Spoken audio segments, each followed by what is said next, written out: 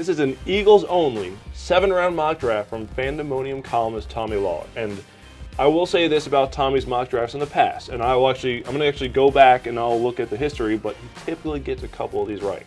Okay, so let's go through who he has here. First, he has Jared Goff, Cal, number 8 overall, first-round pick. Javon Hargrave, South Carolina State defensive lineman, interior defensive lineman in the 3rd round. And then you go defensive end with Carl Nassib, Penn State, 2 third-round picks. Both those defensive line prospects make a lot of sense in terms of scheme fits for this team. Yeah, Carl Nassib just seems like if you drew up a Jim Schwartz defensive end, it's probably Carl Nassib. What's he, 6'7", 6'6", somewhere in that range. Tall, big defensive end. That's a Jim Schwartz guy. Paul Perkins, a running back from UCLA, in the 4th round. I think Paul Perkins is really interesting. I'm starting to see more and more about him.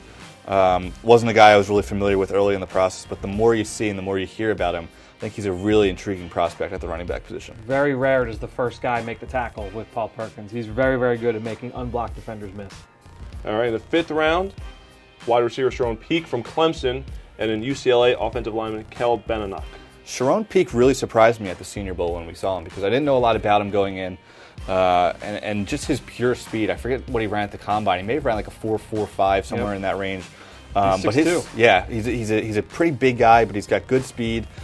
Showed some pretty good hands, and he was a guy who really stood out to me at the wide receiver position at the combine. So I like Sharon Peak as a potential Eagles fit.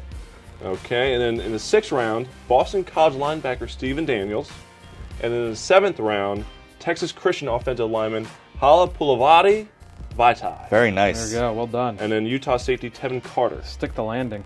To round out the draft. Yeah, Stephen Daniels was starting middle linebacker, one of the leading tacklers for the top defense in college football in terms of numbers, and definitely one of those physical linebackers that makes sense in a wide 9 scheme. And we'll see how much we see wide 9, but that makes sense because he's so good against the run. And you talk about Tevin Carter, a guy, and Tommy mentioned this, his strength is his ability to come downhill and make plays against the run. He's not a great athlete, even though he was used in coverage often at Utah.